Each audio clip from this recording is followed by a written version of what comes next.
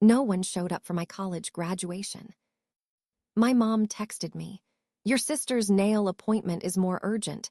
You know how she gets before traveling." 10 years after that, I signed the deed for the salon where my sister answers phones. Now she waits for my approval before she can leave early. If everyone you loved pretended you didn't matter, would you try to change their minds? Or would you let them see what it feels like when you finally disappear? My name is Julia. I grew up in a small town in Indiana, the kind where you can't walk into the grocery store without someone calling you by your family's name. People always put me with my sister in their minds. "Oh, you're Lily's sister, Diane's oldest." I was the quiet one, the one teachers remembered for getting homework in on time, never for making a scene. Lily was different. She was 2 years younger, but people knew her first. She was the girl with the brightest smile, always front and center at school assemblies, homecoming court, cheerleading captain. Our mother, Diane, made Lily's schedule her life. She kept color-coded calendars for Lily's practices and competitions, planned her outfits, arranged her hair appointments, even called in sick for her if she thought Lily needed rest before a big event. I didn't resent it, not at first. I just fell into the background. I was the one who got myself to games, cooked my own dinners, read quietly in my room when the house was full of Lily's friends. Mom would ask about my day sometimes, but her eyes were on her phone, texting Lily's coach or checking the calendar. Dad worked late, kept his head down, didn't interfere. When I left for college, I thought things might change. I went to Ball State, got a scholarship, moved into my own apartment. I was the first person in our family to graduate from college. On the day of my graduation, I bought myself a dress from Target and walked across the stage. My parents sat near the back. Lily didn't come. She had a cheer competition. Mom said she couldn't miss it. I smiled for the photos, thanked them for coming, and took myself out for dinner. It was supposed to be a big day. Instead, it felt like another small moment I had to carry alone. Now, looking back, I can see the pattern ran deeper than I wanted to admit. Lily's needs were always urgent, always the priority. My accomplishments were quiet, easy to overlook. The graduation was just the moment when the pattern became too clear to ignore. The university gym was packed. The noise bounced off the rafters, families clapping, someone whistling, camera shutters snapping in bursts. My row stood up, one by one, each name called over the microphone. I kept my hands folded in my lap, fingers pressed together. When they said my name, I walked across the stage, took the diploma from the dean, smiled for a photo. The lights were bright. I kept looking out toward the bleachers, trying to spot my mother's pink jacket or her dark hair. I didn't see her. The seat she said she'd take was empty. I sat back down, diploma folder on my lap, and slid my phone from my pocket. There was a single message from her, sent 2 hours ago. "Sorry. Can't make it. Your sister's got her nails before her trip. It's the only time she could get. I'll make it up to you. Promise." I stared at it for a while, the words not even stinging, just sitting there. I turned off the screen and pressed the phone between my hands. I watched the rest of the ceremony. More names, more cheers, a couple of speeches. People around me kept craning their necks to find their families. Some waved. A girl 2 seats down had balloons with her name on them, held by a man I guessed was her dad. She had tears on her cheeks and was laughing at the same time, her mom's arm tight around her shoulder. After the last name, we filed out through the double doors. Outside, the sun was too bright. I walked with the flow of students, all crowding around the main entrance. Cameras everywhere, groups forming for photos. I heard someone shout my name. It was Lisa from my statistics class. She ran over and hugged me, her mom and dad trailing behind. They each took a photo with her, Then all together, her brother leaning in at the last second. Her dad shook my hand and said congratulations. I smiled and stepped back. I wandered for a few minutes, trying to look busy, checking my phone again. Nothing. My hand hurt from gripping the diploma folder. I stood near a tree and watched classmates pose for pictures, bouquets in hand, parents fussing over their hair. Some people had signs with their names. Someone handed out cupcakes. I kept thinking, maybe she's running late. Maybe she'll text. Outside parking was bad, she got stuck. I checked again. Nothing. I sent a text. Ceremony S over. Headed home. No reply.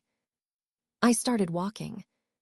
The campus was still busy, but quieter away from the gym. I cut through the quad, past the library, then onto the street toward my apartment. The folder felt awkward, too big for my bag, so I carried it flat against my chest. I tried not to think about all the times I'd imagined graduation, my mother clapping, maybe a photo of us together. In my head, I planned what I'd say, how I'd thank her for supporting me. Instead, I counted steps and looked down at the sidewalk. A couple walked past, both in graduation robes, laughing about dinner reservations. I stood outside my building for a minute, watching cars go by. I unlocked the door, went inside, and climbed the stairs. My apartment was quiet. I set the folder on the table, took off my shoes, and sat down. I checked my phone one more time. Still nothing. I put it face down and listened to the muffled celebration from the street outside, someone shouting congratulations, then quiet again. I traced my name on the diploma through the plastic, pressing each letter with my fingertip. The room felt the same as it always did. The apartment was quiet, except for the hum from the hallway radiator. I dialed home, holding the phone tighter than I meant to. It rang twice, then my mother picked up, her voice sharper than usual. "Oh, sweetheart," she said, her words tumbling over each other. "I'm sorry, we just couldn't miss Lily's appointment. She leaves for Paris tomorrow, you know how it is." I could hear voices in the background, Lily's, higher than I remembered, and Diane's laugh, almost theatrical. Something clinked, maybe glasses, maybe just the sound of them not worrying about how it would land. My mother's voice faded for a second, as she must have turned away from the phone. Then she was back, softer but still distracted. "We'll all celebrate when you're back. You know I hate missing your things, but this came up last minute. Lily's so nervous about the move. She's had that appointment booked for weeks." I didn't say anything at first. I could hear them in the background, the three of them. My mother always smoothing things over, Lily giggling, Diane chiming in with something I couldn't quite catch. It was a party, just not for me. You're not mad, are you?" my mother said. Her voice was lower now, careful. She wanted me to say it was fine, so she could get back to whatever they were doing. "No," I said, and my voice sounded small even to me. "It's fine. Honestly, I'm tired anyway." She sighed, relieved, and started to say something else, probably a promise, probably something she'd forget, but I cut her off. "I need to go, Mom. I've got a lot to do before tomorrow." "Okay, honey," she said, almost sing-song. "We'll talk soon. Love you." "Love you too," I said. I hung up before I could hear any more. I let my hand fall to my lap. My phone buzzed again with a text from my mother. Just a heart, nothing else. I didn't answer. My roommate, Marissa, had been sitting at the kitchen table, half listening while she pretended to scroll through something. She looked up when I put the phone down, her eyebrows pulling together. "Everything okay?" she asked, her voice low. "Yeah," I said. "Just family stuff." She didn't push. She stood up, gathered her mug and laptop, and walked down the hall to her bedroom. She didn't close the door, but she didn't come back either. I sat for a while. The apartment felt colder than before.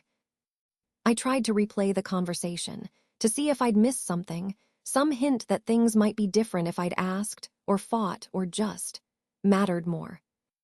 But there was nothing. Just my mother's rushed voice, Lily's laughter, Diane's interruptions. I listened to the radiator creak. Somewhere down the hall, Marissa started playing music through her laptop speakers, too low to make out the words. I thought about calling my mother back, saying something sharp, but I already knew how that would go. She'd apologize, tell me not to take it personally, remind me how much Lily needed support right now. She'd say, "You know Diane, she always brings the wine and you don't even like that stuff." I thought about what I'd say if I ever did call back, but the words felt heavy and useless. After a while, I put my phone on silent and slid it under a stack of papers on my desk. I opened my laptop, tried to read for class, but the words kept blurring together. From the kitchen, I could still smell the leftover takeout we'd eaten earlier. I thought about getting up, cleaning, doing something with my hands, but I stayed where I was. The silence started to feel familiar. I decided not to call home again for a while. A week after the ceremony, I was sitting on my bed with my laptop open, a mug of tea going cold next to me. I should have been working on job applications, but instead I opened Instagram. I hadn't posted anything about my graduation. I'd barely taken photos. I thought maybe my mother had. Maybe she'd written something nice, or at least posted a photo of me in my cap and gown. I typed her name into the search bar. Her page was full of fresh photos. I recognized the background of the airport, the bright lighting of Lily's favorite nail salon, the waiting area with the pink wall. My sister stood with her new French manicure, holding up her hands, grinning.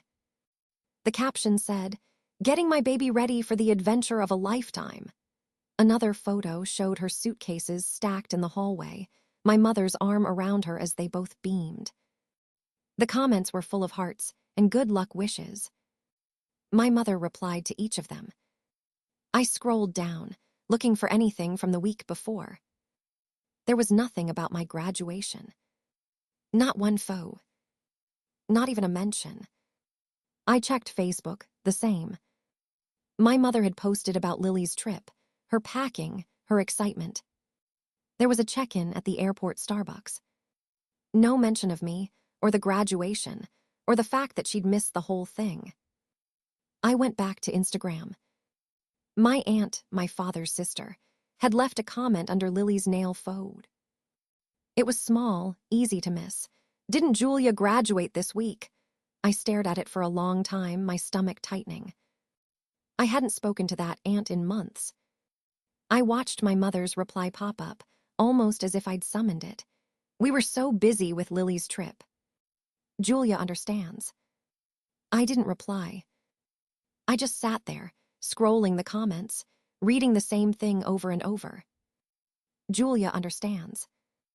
I pictured her typing it, maybe proud of how she'd handled the question, maybe not thinking about me at all.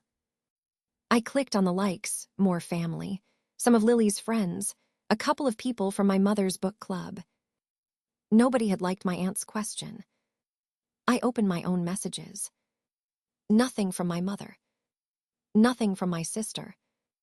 In the family group chat, there were emojis and short updates about Lily's flight.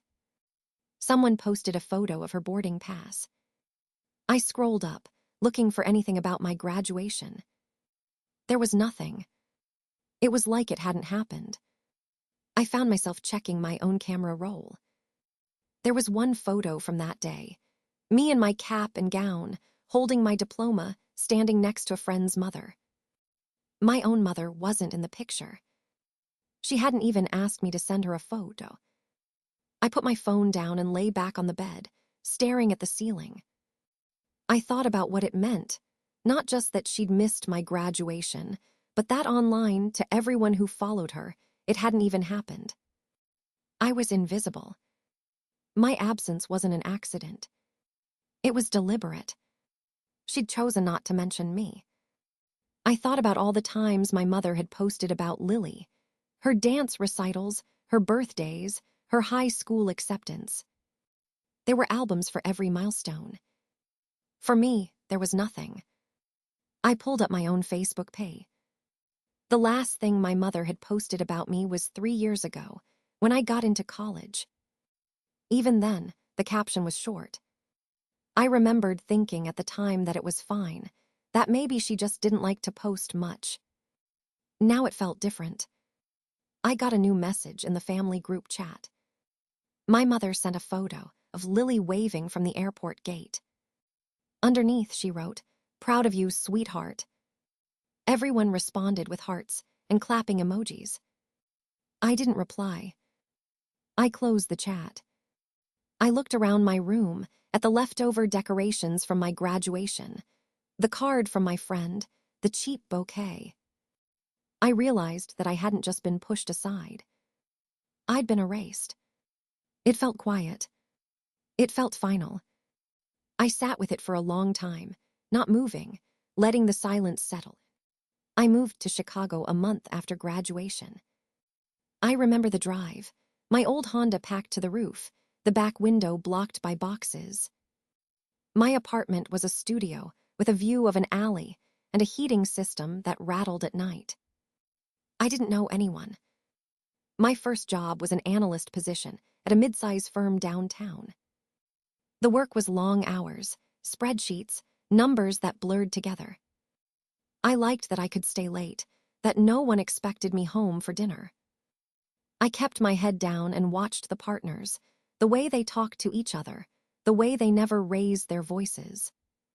My mother called the first Sunday I was there. She asked if I'd found the grocery store, if the city was too loud at night. Then she started talking about Lily. Lily had broken up with her boyfriend again. She was thinking about moving back home. She'd lost her job at the bakery. I said I was tired from moving. I said I had to get ready for work. My mother asked if I could call Lily, maybe give her some advice. I said I'd try. I worked late, even when I didn't have to. I took every project, volunteered for every task. When people asked about my family, I said I had a younger sister in college. I left it at that. After a few months, the calls from home settled into a schedule. Sundays, sometimes holidays. I answered when I felt like it. Sometimes I let them ring and watched the red notification light blink until it stopped. My world became small and organized. There was the office, the gym, the grocery store, my apartment. I liked the way I could control what came in and what went out. I started saving money. I bought myself new shoes. I learned the city's train lines. Sometimes, late at night, I'd look at pictures of Lily on social media. Her with friends, her at parties, her with new hair. I never liked or commented. I just scrolled and put my phone down. Christmas came. My mother sent a box with cookies and a scarf she'd knitted. I sent a card and an Amazon gift card. When she called, she talked about Lily, how she was having trouble making rent, how her boss was difficult, how she'd started dating someone new. I listened, said things like "that's rough" or "I hope it works out." I never asked for details. I told my mother the city was busy, that work was good, that I might not make it home this year. New Year's passed. Lily texted me, a picture of fireworks from someone's backyard. I replied with a thumbs up. She sent a string of hearts. I didn't answer. At work, people started to notice I was reliable. I got a small raise. I moved to a one-bedroom in a quieter part of the city. My mother called to tell me Lily was thinking about going back to school. I said that sounded nice. Over the years, the pattern held. Birthdays, holidays, a few calls in between. My mother would talk about Lily's latest job, her latest boyfriend, her latest emergency.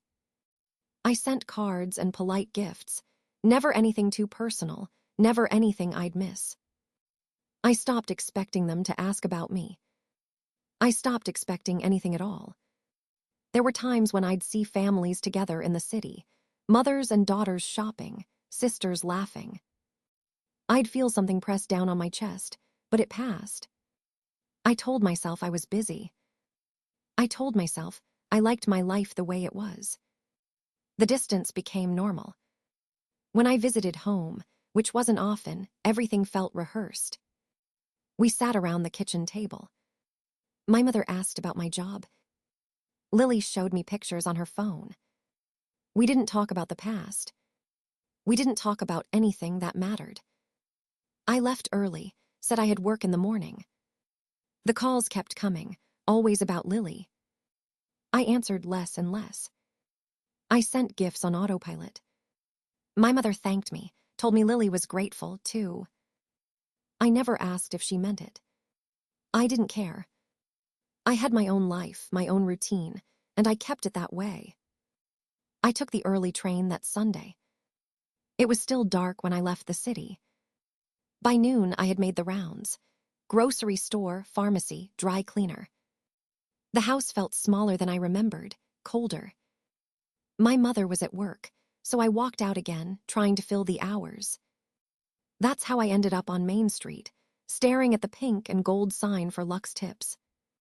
Inside, the salon was warm and crowded.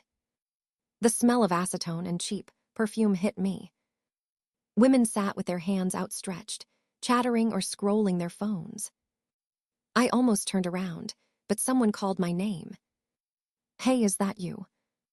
I looked over.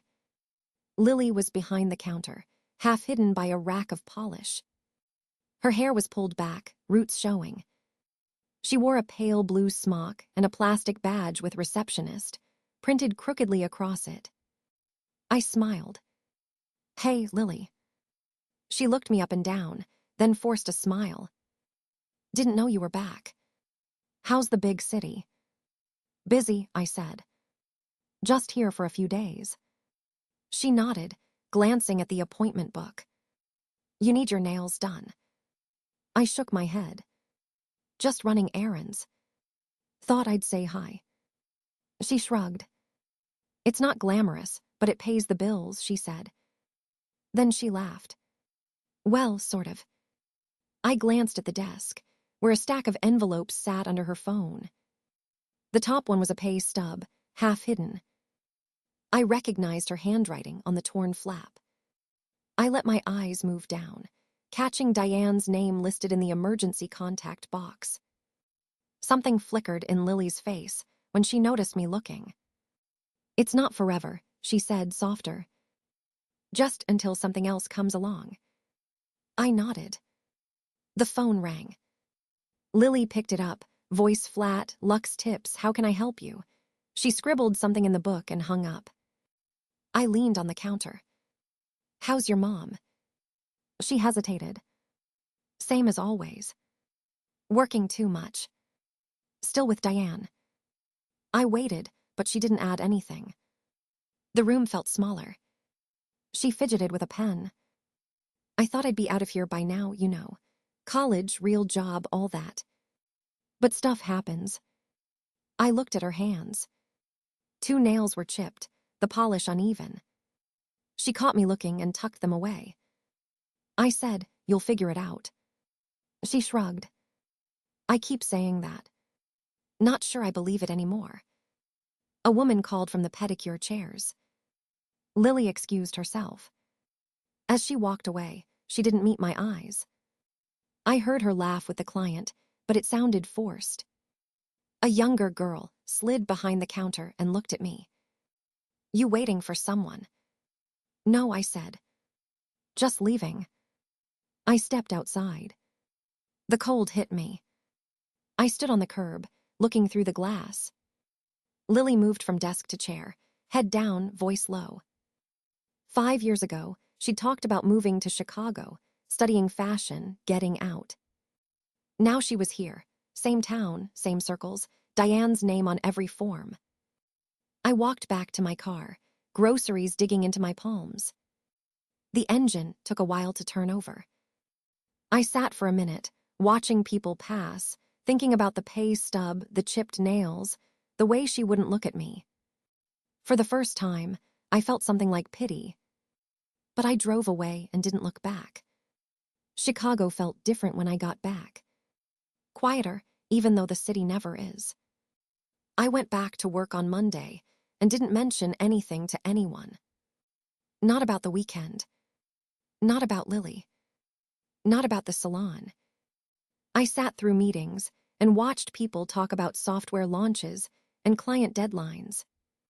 My phone kept vibrating in my purse, but I ignored it. I just waited for the workday to end. When it did, I took a cab home and sat in the kitchen with my laptop open. I typed Lux Tips Oak Park for sale into the search bar. It came up right away, third link down. There was a blurry photo of the storefront and a short line. Established nail salon, loyal clientele, owners retiring, motivated to sell. I clicked. There was a contact form and a phone number. I stared at both, then shut my laptop. The next morning, I sent an email from a new Gmail account. I said I was interested in purchasing a small business and wanted to see financials. The broker replied in less than 2 hours. He sent a scanned packet. There was a P&L statement, rent details, equipment lists, even staffing schedules. I opened the file and scrolled. Third page down, I stopped. There was a photocopy of the handwritten weekly schedule. 6 names, all in different colors of ink. Lily, Tuesday, Friday, Sunday. Next to her name, someone had written, late again, see me. There were notes about her missing inventory checks, not calling in, taking long breaks. I looked for other details. The salon made decent money, but nothing amazing. The numbers had dipped every year since 2021. The owners were in their 60s. They paid themselves in cash sometimes. There were Yelp reviews complaining about rude staff and chipped polish.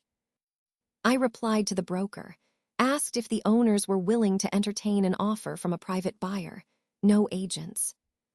He said they would. I asked for a phone call, but told him I preferred to keep my information private for now. I said I'd be making the offer through counsel. He said that was fine. I went to the office early the next day and pulled one of our firm's junior lawyers into a conference room. I told her I was looking at a possible investment, something personal, and needed a basic purchase agreement template. She asked if I wanted her to review the business, but I told her not yet. I just wanted an anonymous draft. She said she'd get it to me by the end of the week. I thanked her and went back to my desk. No one at work noticed anything different. I had lunch with my friend, Bate, on Thursday. She asked if I was seeing anyone. I told her no. She asked if I was going back to Oak Park soon. I said probably not for a while. She started to tell me about her new Pilates instructor. I nodded, pretending to listen. Nights felt quieter. I kept going back to the listing, reading the numbers, reading the staffing notes.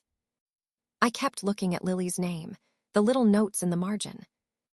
I thought about her coming in late, not caring who noticed. I thought about her telling me, years ago, that she hated having a boss. She always wanted to be her own boss, she said. She thought she deserved it.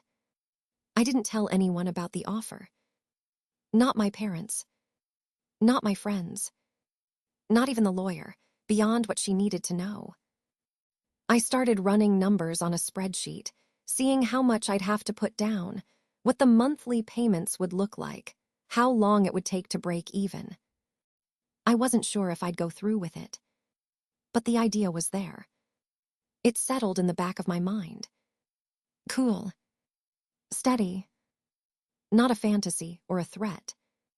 Just something that made sense. I pictured Lily looking at me from behind the front desk, not knowing anything had changed. Not knowing who had made the offer, or what would happen next. I kept that thought to myself. It was enough for now. A month later, I drove back into town. The streets looked smaller than I remembered. I parked in front of the office. Same brick building, same faded blue sign. I'd told myself this was just business. But my hands felt strangely cold when I opened the door. Inside, the office was empty except for Lily. She sat at the front desk, tapping at her phone. I heard her before she saw me. "No, Mom," she said, voice low. "I told you, it's probably just paperwork. I'll ask for next week off, when you and Dad want to go to the lake." Her tone was light, but she tugged at her necklace the way she does when she's nervous. I stood in the doorway, listening. The old owner's office door was open, and I could hear him moving around, closing drawers, the sound of keys jingling. Lily saw my reflection in the glass. She froze. "Hang on, Mom," she said, and lowered her phone. Her eyes flickered to the door behind me, like she was looking for an escape route. The owner stepped out. He held a small envelope and a set of keys. "Julia," he said, smiling. "You made good time." He handed me the keys. I took them. They felt heavy. Lily's mouth opened. She looked at the owner, then at me, then at the keys in my hand. Her phone slipped a little in her grip. "What's going on?" she asked. Her voice was flat. The owner looked between us. "I'll let you two talk," he said. He left, pulling the door shut behind him, and the click sounded loud in the quiet. I set my bag down. I didn't say anything. Lily stared at the keys. "You're the new owner." I nodded. She swallowed. "You bought the place?" She glanced at the desk, at her calendar, at the framed photo of her and her boyfriend. She looked like she was trying to do math in her head. I didn't answer. I sat down in the chair across from her. The old brown vinyl squeaked. She put her phone down slowly. Her knuckles were white. "You didn't tell me." Her voice was thinner now. I waited. She shifted in her seat, straightened her skirt, looked away. "Is this why you asked about my schedule?" she said, almost to herself. Her phone buzzed on the desk. She ignored it. I could see her thinking about the vacation days she'd just promised, about her time off requests, about what it would mean to have me in charge. I kept my eyes on her. I didn't smile. She looked up. "What is this supposed to mean for me?" I placed the envelope on her side of the desk. Inside were the updated contracts and staff forms. I'd highlighted her name. I'd left the rest blank. "You'll need to fill this out," I said. She stared at the envelope without touching it. "Is my job safe?" "You've always been good at your work," I said. She waited for something else. I didn't give it to her. There was a silence. She looked smaller than I remembered. I could hear her breathing, slow and careful. Her phone buzzed again. She didn't move. After a minute, she took the envelope and slid it into her purse. She nodded, almost to herself. I stood. I picked up my bag. I walked past her and out into the hallway. As I left, I heard her call after me, voice tight, "Julia, wait." But I kept going. I didn't look back. In the parking lot, the sun was bright. I put the keys in my pocket. For a second, I felt something close to relief. Then nothing. Monday morning, I came in before everyone else. The office was half dark, silent except for the hum of the fridge and the cleaning crew in the hallway. I unlocked the admin drawer, found the old staff binder, and sat at the table with last month's timesheets. The old schedule was taped to the wall, marker lines running through names, Lily's initials in pink next to every easy shift. By 8, people started coming in. I nodded at them, didn't smile. I printed the new schedule and taped it up. No favorites. Shifts rotated. If someone had a night last week, they got a morning this time.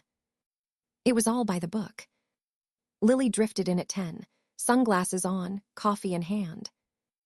She glanced at the schedule, then at me. She didn't say anything. 30 minutes later, she found me in the supply room. "Hey, I need the weekend after next off. I'm going to Miami with friends." I kept sorting paper. "Requests need to be in 2 weeks ahead," I said. "It's on the form and in the handbook." She made a face. "That's ridiculous. I always get my weekends." I slid the request form over the counter. "No one gets special treatment." She took the pen, filled it out, and signed her name in hard, fast strokes. She left it on the pile without another word. The other staff hovered near the break room door, glancing at the new schedule. I saw them whisper to each other. No one came to me. I watched from the corner of my eye as they checked their shifts and compared notes. One of the older women, Carmen, shrugged and said, "At least it's fair now." I spent that week in the background. I checked inventory, sat in on meetings, and watched how people worked when they thought no one was looking. I kept quiet. I wrote notes, but not where anyone could see. On Thursday, I stood at the front counter while the lunch crowd came in. When a staff member showed up late, I just marked it in the log. When Lily laughed too loud with a customer, I made no comment. I saw her watching me, waiting for a reaction I didn't get. After hours, I sat with the books. I found an invoice for supplies that didn't match the delivery. I flagged it and filed it. I didn't ask anyone about it. By Friday, the staff had started a new game. They'd talk louder when I was in the next room, dropping hints, testing if I would join in. I listened, took it in, but never gave them what they wanted. Lily tried again. She knocked on my office door. "Can we talk about the schedule?" she asked. I nodded. She sat across from me, legs crossed. "I just don't think it's fair. I've worked here the longest. I always did weekends before, but..." "Policy is policy," I said. I kept my hands folded. She stared at me, waiting for something, maybe a smile or a crack in my voice. "Anything else?" I asked. She shook her head, mouth tight, and left. Later, as the office emptied, I heard murmurs in the hallway. Someone said, "She thinks she's the boss now." Carmen replied, "At least things are getting done." I finished closing up, turned out the lights, and locked the doors. I drove home without the radio on. The silence felt heavy and clean. That night, I lay in bed thinking about the old days, when Lily and I would laugh about customers and cover for each other. Now, every small decision landed with a different weight. I knew what I was doing. I knew they were watching. It didn't matter if they liked me. It mattered that they saw there were no favorites anymore. The new clock-in tablet stood on the counter beside the register, slick and impersonal. I set it up myself that morning, wires snaking behind the pastry display. The staff watched from behind their coffee cups as I tested the touchscreen and posted the new schedule. No one said much. I heard a few quiet sighs and one of the part-timers, Anna, asking if it would keep track of breaks, too. I nodded without looking up from the device. By 10, the regulars filtered in and out, glancing at the new tablet. I could feel Lily's eyes on me from the back, where she was supposed to be prepping the sandwich station. Her shift started at 8, but she drifted in around 8:40, coat half buttoned, hair still damp. She signed her initials on the old clipboard, not knowing it wouldn't matter anymore. After lunch, I carried a stack of old logs into the office. The new performance review forms sat in a neat pile on my desk. I opened the logbook, flipping through pages of faded pink ink and rushed signatures. I kept my finger on the columns marked "Late Arrival" and "Register Discrepancy." Lily's name appeared more than once. The dates lined up with days we'd been short in the till. Her initials, looping and casual, filled the bottom of each form. I set the logs aside and called her over the intercom. She came in slowly, shoulders hunched, tapping her nails against her phone as she stepped inside and shut the door behind her. "Sit," I said, motioning to the chair. She dropped into it, eyes darting to the stack of papers. "We're changing a few things," I said. "Clock-in is mandatory. There'll be monthly reviews, and I'll be looking at attendance and register records." I slid the logbook toward her. "These are from the last 3 months." She picked it up, flipping through the pages. Her face didn't change. "You've signed off on repeated late arrivals," I said. "There are cash discrepancies, too. Your initials are here."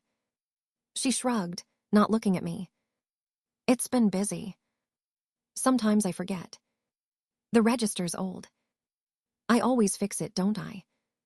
"Professional expectations apply to everyone now," I said. "If you're late, it's recorded. If the register is short, it's recorded. It's not personal." She stared at the wall behind me. "I have a lot going on," she said, voice higher than usual. "You know that. I've always made up my hours. I cover for other people. You know I need this job." I didn't answer. I kept my hands folded on the desk. She leaned forward, voice dropping. "Can you just let this go? I swear I'll do better. Don't write me up. Please. I can't deal with this right now." "We're not making exceptions anymore," I said. My tone stayed flat. "Everyone is being treated the same. You'll get a warning for today. The next late arrival is a write-up." She stared at me for a long time, waiting for something. I didn't say anything else. She stood up so fast, the chair rattled against the floor. "Fine," she said, almost spitting the word. "Maybe you should worry about the people who steal from you, instead of the ones who keep this place running." She yanked the door open and slammed it behind her. The glass rattled in the frame. I sat for a minute, staring at the closed door. I could hear her voice out in the hallway, fast and angry, but I didn't catch the words. I stacked the logs and tucked them in the desk drawer, then looked at the untouched performance reviews.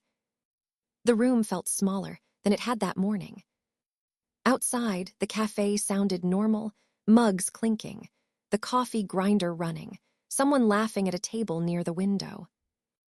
I got up and moved to the door. Through the glass, I watched Lily grab her bag from under the counter and disappear out the side door without looking back. Anna glanced at me wide-eyed, but I didn't meet her gaze. I went back to my desk and started filling in the review forms, one name at a time. The first time I noticed the difference, it was after lunch. I came back to my office, and the laughter that always drifted from the break room was gone. There was only the low hum of the fridge. When I walked in, 2 of the servers who usually sat with Lily got up, eyes on their phones, and left their half-eaten sandwiches on the table. Lily was at the far end, scrolling through her phone, tray on her lap.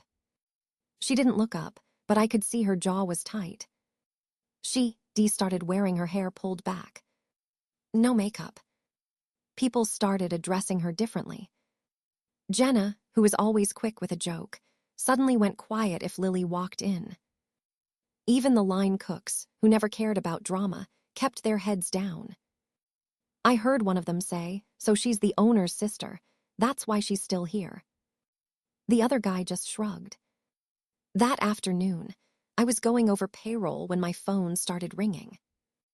I saw it was my mother and ignored it, not ready for that conversation. She called again.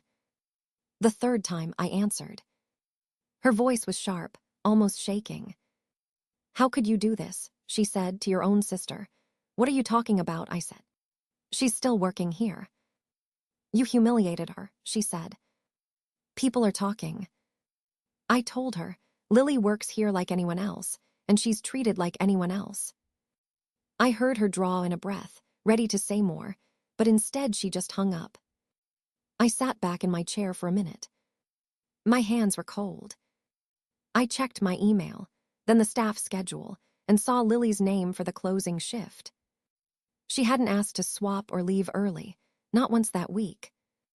The next morning, Lily was at the bakery counter at 6:55. She wore the standard black shirt and apron, hair tied tight. She didn't say anything to me, just nodded. I watched her check the pastry cases, then follow the checklist taped to the fridge. When we opened, she was the first to greet customers, no complaints. The regulars noticed, too. One of them, an older woman who always tipped $1, asked me, "Is your sister all right? She's so quiet lately."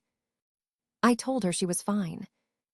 In the kitchen, Lily stopped telling stories about her weekend or her friends. No more extra breaks, no more drinks left on the counter. She kept her head down, finished her prep, and clocked out exactly when her shift ended. Some of the staff still whispered. I caught bits and pieces. She thought she was better than us. Now she's acting normal, wonder what happened. A couple of the kids who used to fawn over her stopped inviting her out after work. I saw her lingering in the locker room one night, phone in hand, waiting until everyone else left. I got another call from my mother, but I didn't pick up. She didn't leave a message this time. One night, I found Lily restocking the fridge. She looked tired, dark circles under her eyes. She didn't look at me, just kept stacking boxes of milk. "You can go," I told her. "I'll finish up here." She paused, then nodded and walked out. The door clicked behind her, and I just stood there for a while, listening to the hum of the coolers, the silence filling the space where there used to be noise. No one said thank you. No one said sorry. The staff adjusted, like they always do, but the air felt different. I started to wonder if this was what winning looked like. The email came in around 2:30. I was at my desk, finishing some invoices. The subject line was just my name, nothing else. I clicked it. There wasn't a greeting, just a PDF and a paragraph pasted underneath. I opened the PDF first. It was a formal letter, dated today. Lily's name, typed at the bottom in her old sloping signature. "I am resigning from my position, effective 2 weeks from today. Thank you for the opportunities. I wish you and the company well." No drama, no details. I scrolled down. The second attachment was a scan of an offer letter from a local insurance agency. The position was entry-level, customer service, 42 hours a week, hourly rate a few dollars less than what she made with us. Benefits after 90 days. The letter was signed by their HR manager. Below the attachments, she'd typed a few lines. I know I was never the responsible one. Maybe this is what I need. I'm not asking for a counteroffer. Please just let me do this. I sat back. For a minute, I just watched the cursor blink. The office was mostly quiet, phones low, somebody in the kitchen heating up soup. I heard the copy machine in the next room. My screensaver flickered on and off. I read the letter again. The details were clear. No bargaining, no last-minute plea for more money or flexibility. I pictured her at home, probably at her kitchen table, typing this after midnight. Maybe she'd already signed the offer before sending me the email. That was her style. Decide, then act, don't wait for input. I closed the PDF and stood up. Her office was down the hall, glass door half shut. I could see her in there, hunched over a stack of forms, headphones in. I knocked once. She looked up. "Oh, you saw it," she said. I nodded. "I'm not changing my mind," Lily said. She kept her eyes on the monitor, didn't meet mine. "I told them I could start in 2 weeks. I can train whoever you want." "You sure about this?" I asked. She shrugged. "I need to see if I can do something on my own," she said. "I can't stay here."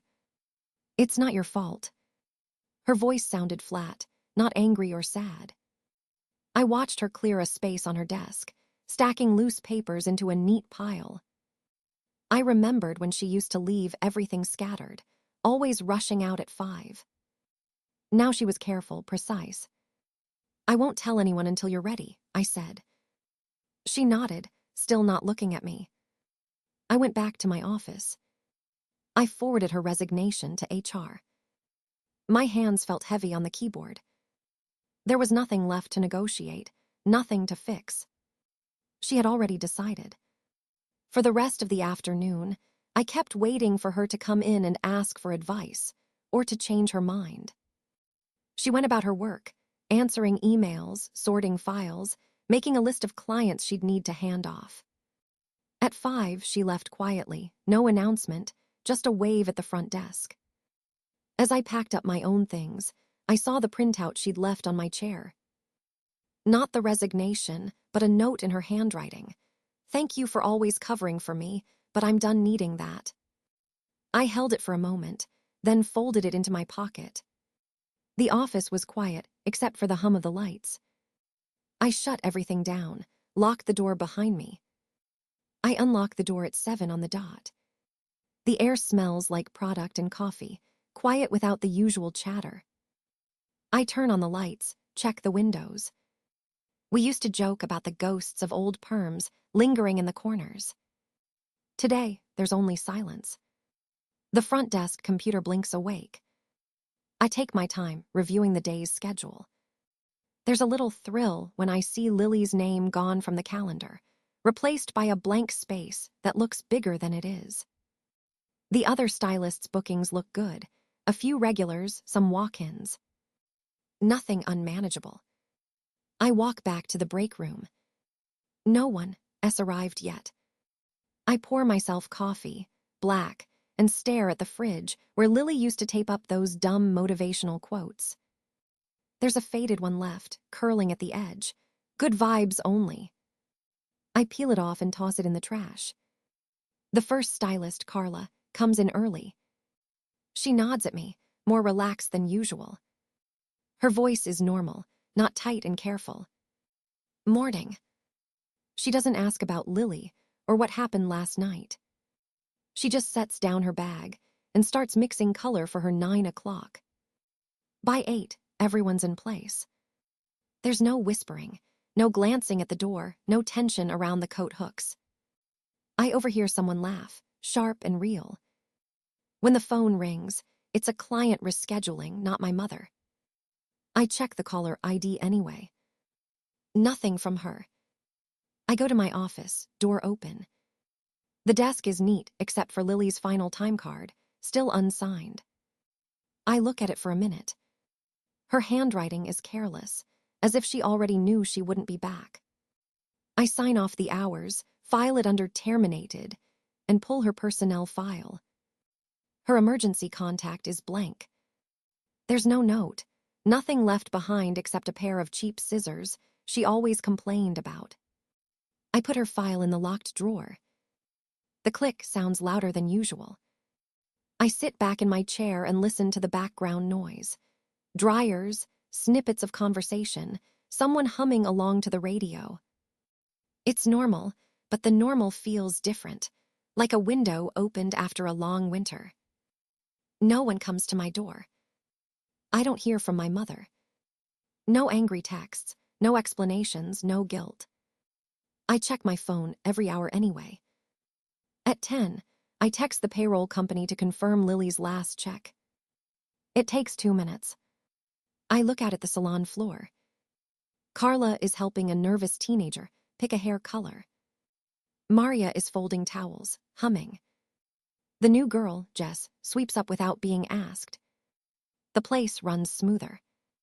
There's no one snapping orders, no one rolling their eyes when I walk by. I think about all the little things Lily used to do, leaving the back door propped open, taking long breaks, making jokes that weren't jokes. How everyone adjusted around her, like moving furniture to fit a broken window. It's only clear now, seeing the space she left. I hear the bell ring and see a regular customer come in. She waves at me, then sits in the waiting area, chatting with Jess. I realize I haven't had to apologize for anyone's attitude all morning. The rest of the shift goes on. No one mentions Lily. I don't either. I finish some paperwork, answer emails, schedule supply orders. At lunch, I eat at my desk with the door still open. There's no need to hide. When closing time comes, I walk the floor one last time. The chairs are clean, the towels stacked straight. I turn off the lights, lock the door, and stand for a moment on the sidewalk, listening to the quiet.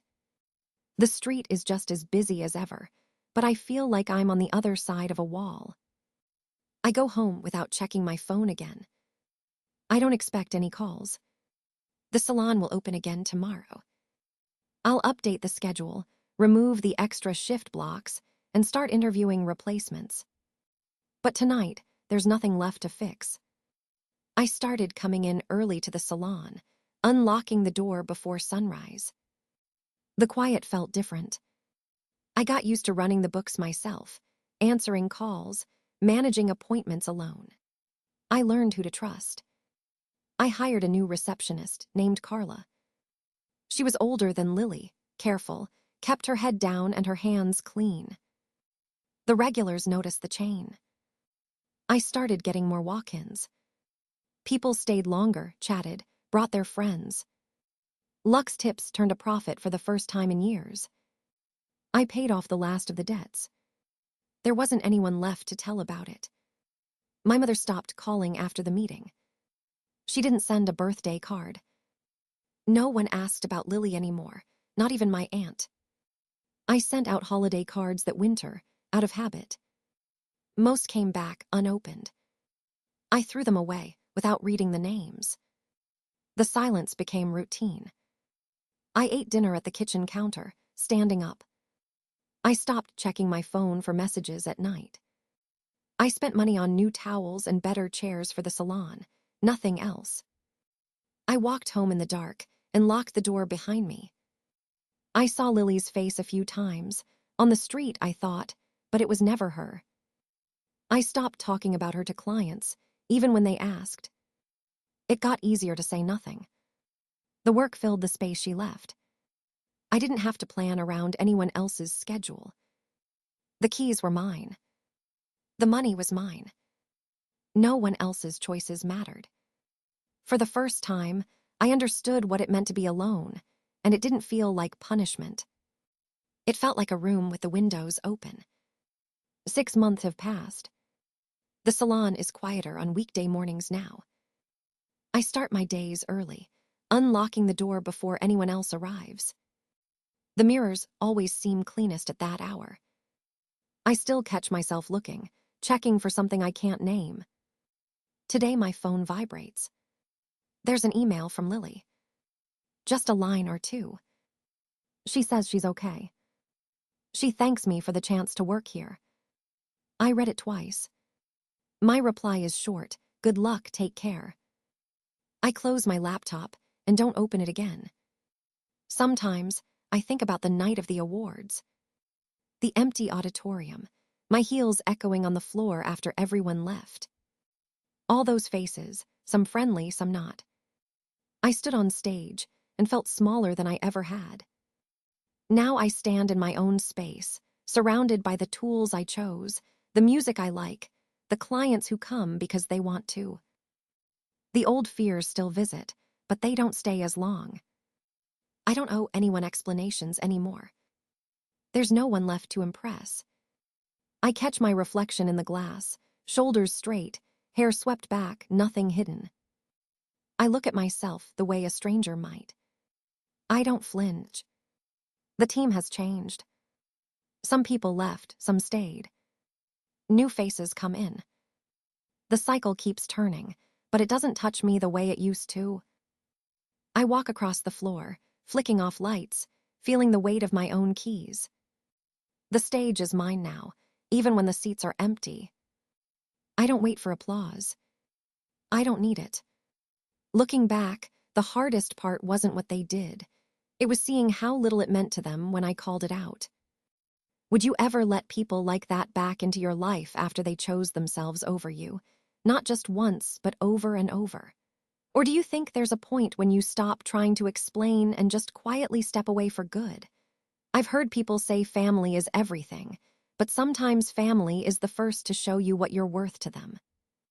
If you were in my place, would you have exposed them or walked away in silence? Maybe you think I should have handled it differently, or maybe you understand why I did what I did. Let me know where you stand. Do you believe in giving second chances, or is it better to draw the line and let justice happen on its own? I read every comment, even if I don't always reply.